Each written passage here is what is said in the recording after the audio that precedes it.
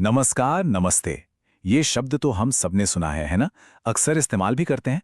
पर क्या कभी सोचा है कि इस छोटे से अभिवादन के पीछे कितना गहरा मतलब, कितना आध्यात्मिक अर्थ छिपा हो सकता है? चलिए, आज एक पुरानी कहानी के जरिए इस राज को समझते हैं। तो कहानी शुरू होती है भारत के बहुत पुराने घने जंगलों में। जरा सोचिए, ऐसी जगह जहां सुबह की पहली किरण ओस की बूंदों पर पड़ती है और हवा में सिर्फ ऋषियों के मंत्रों की गूंज सुनाई देती है। बस ऐसे ही एक शांत जंगल में एक बहुत ज्ञानी ऋषि रहते थे। नाम था उनका वेदानंद। वो अक्सर गहरे ध्यान में डूबे रहते थे। एक दिन की बात है, उन ऋषि के पास एक नौजवान यात्री पहुंचा। अब ये जो यात्री था वो दुनिया भर में घूम चुका था। उसने कई अलग अलग रीति रिवाज देखे थे, सीखे थे, लेकिन उसके मन में ना एक अजीब सी बेचैनी थी। उसे लगता था कि उसे अपनी ही जड़ों, अपनी परंपराओं का जो गहरा मतलब है उसे समझना है। तो उसने बड़े आदर से ऋषि के सामने झुककर पूछा, गुरुदेव, मैंने दुनिया में लोगों को हाथ मिलाते देखा है, गले मिलते देखा है, यहाँ तक कि सिर्फ सिर झुकाते भी देखा है, पर हमारी अपनी धरती पर हम ये हाथ जोड़कर नमस्ते ही क्यों कहते हैं?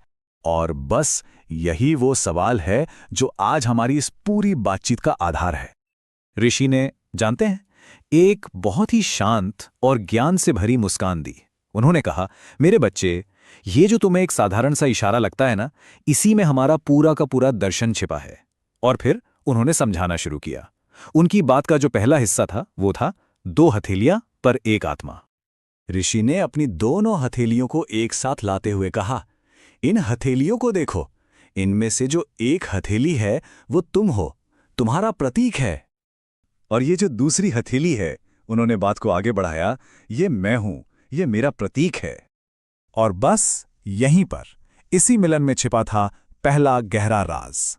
ऋषि ने समझाया, जब ये दोनों हथेलियां एक साथ जुड़ जाती हैं तो ये इस बात का प्रतीक है कि हम और तुम अलग नहीं हैं, हम एक हैं। तुम्हारी आत्मा और मेरी आत्मा, हम दोनों एक ही दिव्य स्रोत, एक ही रोशनी, एक ही सच से पैदा हुए हैं। लेकिन बात सिर्फ हाथ जोड़ने पर खत्म नहीं होती। नमस्ते का जो असली मतलब है वो और भी गहरा है। इसका दूसरा हिस्सा है सिर को झुकाना। और ये जो सिर झुकाने की क्रिया है, ये इस पूरे इशारे को एक बिल्कुल नया मतलब दे देती है। ऋषि ने आगे बताया, देखो, सिर झुकाने का मतलब किसी के आगे छोटा बनना या हार मानना नहीं है। उन्होंने कहा, जब हम सिर झुकाते हैं तो हम उस इंसान के सामने नहीं झुक रहे होते, हम तो उसके अंदर जो दिव्यता है, जो ईश्वर का अंश है, उसके आगे नमन कर रहे होते हैं। तो इस तरह से देखें तो नमस्ते एक तरह की याद दिलाने वाली चीज बन जाता है, एक रिमाइंडर। ये हमें याद दिलाता है कि ईश्वर सिर्फ मंदिरों या आसमान में नहीं है, वो तो हर जीव में है, हर उस इंसान में है जिससे हम मिलते हैं। मतलब ये जो अभिवादन है, ये असल में दो आत्माओं के बीच के एक पवित्र रिश्ते का जश्न है। इस बात की गहराई को महसूस करके उस यात्री ने अपनी आंखें बंद कर लीं और शायद जिंदगी में पहली बार उसने सच्चे दिल से पूरे मतलब के साथ दोहराया, नमस्ते, मैं आपके अंदर मौजूद उस दिव्य शक्ति को प्रणाम करता हूं। और यही एहसास, यही समझ हमें कहानी के आखिरी और सबसे जरूरी हिस्से तक ले आती है। एक ऐसा हिस्सा जिसे हम कह सकते हैं आत्माओं के बीच की एक सरगोशी। अब शाम हो रही थी।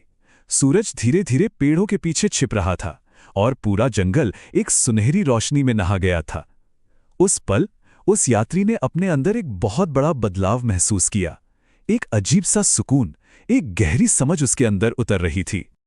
बस उस दिन के बाद से उसका नमस्ते कहने का अंदाज ही बदल गया। अब जब भी वो हाथ जोड़ता, जब भी मुस्कुराता, तो उसे पता होता था कि ये सिर्फ एक हेलो हाय वाला अभिवादन नहीं है। ये तो एक प्रार्थना थी, ये एक पहचान थी, दूसरे इंसान के अंदर बसे हुए ईश्वर को पहचानने का एक तरीका। और इन सब से बढ़कर ये एक आत्मा की दूसरी आत्मा से की गई एक बहुत ही पवित्र, एक बहुत ही गहरी सरगोशी थी। एक ऐसी सरगोशी जो कहती है, मैं आप में मौजूद दिव्यता का सम्मान करता हूं। तो अगली बार जब कोई हाथ जोड़कर नमस्ते कहे, तो क्यों ना हम सब एक पल रुककर उस साधारण से दिखने वाले इशारे के पीछे छिपे इस गहरे और खूबसूरत मतलब को याद करें।